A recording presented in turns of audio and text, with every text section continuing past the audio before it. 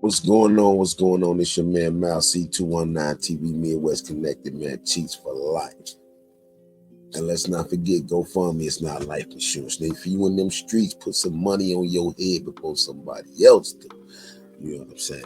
But on this one right here, man, you know, we like to bring to you 219 TV. We got the podcast. We call it the transition. And on the transition, because, you know, I deal with life insurance, and the biggest transition is life and death. And in between those two times of that, you got life, you got death, and in between you got living. You feel what I'm saying? And while we living, we go through the transition as men with self. You know, if you're a man of peace, you want to be that man of peace. You don't want to succumb to the, you know, to the what they call it, the peer pressure. It just is what it is of your peers and the how it is in the street. So I got to commend your man J. Cole for bowing out gracefully. Let's just call it what it is. He bowed out gracefully, man. You know, rapping is rapping and MCing is MCing, but he had a conscious call. You know what I'm saying? Now, wait, hold on. Before y'all take my word for it, I'm gonna let y'all hear. Let me know what you think. Drop something in the comments.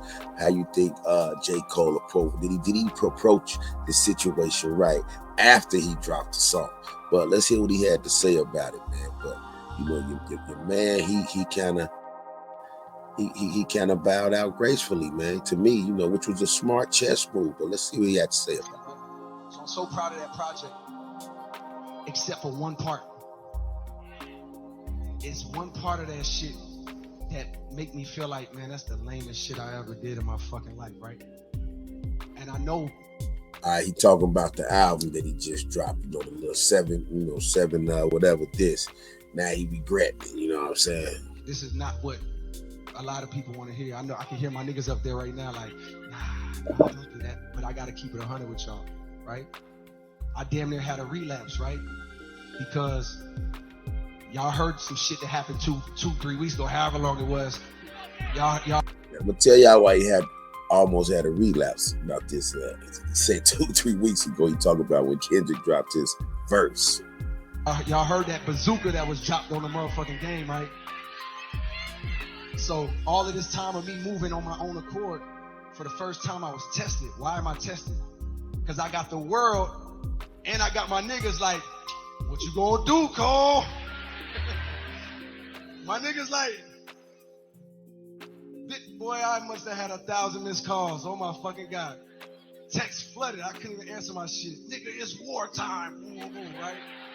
Niggas want to see blood. And I was conflicted because, one, I know my heart, you know what I mean? And like, I know how I feel about my peers, these two niggas that I just been blessed to even stand beside in this game, let alone chase their greatness, right? So I felt conflicted because I'm like, bro, I know I don't really feel no way, but the world want to see blood. I don't know if y'all can feel that, but the world want to see blood. So I say all of that to say, in my spirit of trying to like get this music out, I ain't gonna lie to y'all, I moved in a way that I feel spiritually feel bad on me. Like I try to like jab my nigga back and I try to keep it friendly. But at the end of the day, when I listen to it and when it comes out and I see the talk, that shit don't sit right with my spirit. That shit make me feel, that shit disrupt. Remember what he said now? He threw a jab, and when he started hearing him talk, just keep listening. We're gonna talk about it. That's my fucking piece. So what I want to say right here tonight is, in the midst of me doing that and in that shit, trying to find a little angle and downplay this nigga's fucking catalog and his greatness, I want to say right now tonight, how many people think Kendrick Lamar is one of the greatest motherfuckers to ever touch a fucking microphone? Trigger. Real. I give him respect for just respecting the real. He know what this is. He didn't jumped off the porch. He like, damn, should I have really done that? But let's proceed. Y'all love Kendrick Lamar, correct? As do I. So I just want to come up here and be like, publicly be like, bro, that was the lamest, like goofiest shit. And I say all that to say, it made me feel like 10 years ago when I was moving incorrectly. And I pray that God align me back up on my purpose and on my path. You know what I mean? I pray that my nigga really didn't feel no way. And if he did, my nigga, I got my chin out. Take your best shot. I'm gonna take that shit on the chin. What did you do? You know what I mean? Like, all good. Like, It's That's his way of saying if you been finna murder me, go on and do it. You know? love. And I pray that, I pray that y'all are like, forgive a nigga for like the misstep, and then I can get back to my true path. Cause I ain't gonna lie to y'all. Past 2 days felt terrible. Like, it let me know how good I've been sleeping for the past 10 years. So all of that to say, man, I wanna now perform the song that's a reminder to me of getting back on the right path and getting in tune with God. And the name of the song is called Love Yours. I want to do that for y'all right now. Me, right? So I'm so proud of that. Okay. Now there we have Exhibit A. We have Exhibit A. We have Exhibit A. And on Exhibit A, we have your man saying that, as you can see, to me, let's talk about it. See, like we say, one of the biggest transitions men go through is a humbling spirit. Now, I commend the young brother for having a humbling spirit. And let's not get it twisted. I'm a rap connoisseur. J. Cole is one of the illest. He one of the illest. Actually, him and Kendrick, they right there. They both conscious rappers. They both talk about, but they got a different flow. But Kendrick, they both from the hood. It is what it is, So they both get it in. They both lyrical, but they got different styles. Kendrick just seemed like he'll go there a little more. And that just ain't it, Cole. If it ain't in you, it ain't in you. You know what I'm saying? This is when you seeing the difference. So you got a lot of people that's from the hood that ain't from the streets.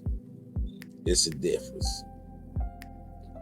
Kendrick may be a little more street than Cole. Cole from the hood, but he ain't street. So he don't really want to go there. It's the same thing with Drake and Kendrick might recognize that. You feel what I'm saying? So having a humble spirit, young ones, it ain't never a bad thing. And my man just bowing out gracefully. If you ask me, he really, what you think? Drop something in the comments. He really, to me, it's a nice chess move. Because what he doing is like, yo, I'm finna go on, slide on out of this. I drop my piece. I replied. It's over with. Let Drake, this on you. You know what I'm saying? This on you. But now to that point, though, now what I want to talk about next, to that point, now we gonna go and get right to it now. But now one of the biggest transitions, you feel what I'm saying? One of the biggest transitions that a person goes through at the same time is dealing with your BM being caught in a situation. And your man Fifth,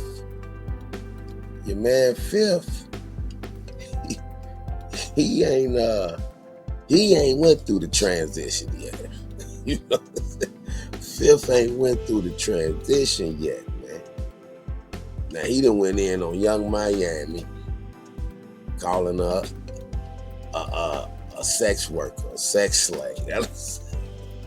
So, but she clapped back at him. You know what I'm saying? And I told y'all it was something more to it with 50, man. See, 50 is invested in going in. And the reason he's invested in going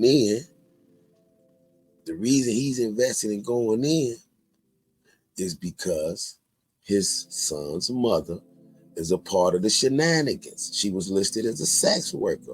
What I tell y'all, man, Puff ain't crazy. He done got everybody documented, man. He done got everybody documented, man. He done got it documented. He done got it on tape. He done got it put on, you know what I'm saying? And so when 50 BM left years ago, because you see right here, you know what I'm saying, as they saying, he react to it, you know what I'm saying? And yo, we in the YouTube street. Shout to Chig Smooth, man. We cross promote over here. You know, you got a channel that's bumping. Chig Smooth, I like going to his channel. He get right to it. But check it out. It say 50 react to his baby mama, Daphne Joy, listed as Diddy's sex. 3 ex-workers in the lawsuit. You know what I'm saying? So somebody done identified 50's BM. She was named in the lawsuit in Young Miami, which they said it was 3 women named in the lawsuit. Allegedly, we just going off what we heard, but it was 3 women named in the lawsuit. So you right there, you know what I'm saying? And it's like one of the other women that was named in the lawsuit, Mamie, she was like, yeah, she dated someone, but dating don't directly correlate to any of the false allegations made. How unfortunately we've been at a time where, what's that? Caring for someone or falling in love is worthy of scrutiny in the court of public opinion. What we may be amusing is real life for others, that my feelings have never been for entertainment, nor are they up for discussion or added. We need to be more conscious as a society when ridiculed. You see what I'm saying? So she got into a whole, soliloquy. Now, if y'all remember this right here, I don't know if y'all remember this right here. Remember she was on a show and she was talking to the Jason dude, Young Miami, and she called herself a horse. You should have known this was gonna come back to bite her. I don't know. Like with a W, like I'm on. But define that though. Like I'm on. So today, 50 saw this clip and he posted it saying, it's okay to be a whore. Just make sure you're being overpaid. See a sucker, catch a sucker, suck a sucker dry. You go, girl. Yo, man. 50 wildin', man. 50 wildin', you know what I'm saying? So like he said, 50 say, see a sucker, catch a sucker, suck a sucker dry. You little sex worker. At Young Miami, she said, yo, man, this thing taken out of context. And she trying to explain it. You know, it's something my gay cousin always said to me. It's kind of in slang. Excuse me. It's that in slang, said to each other. Jason, because he's gay, he got it. I hate how this is getting spun. So, hey, what she think that 50 kind of bogged down. He said, he don't want to hurt her feelings. He just put him in BFN school. But he said, I think he was in a relationship with other women. Sex worker vibes, little sex worker vibes. That's what the LSW is. So, as you see, your man 50, man, he ain't letting it go, bro.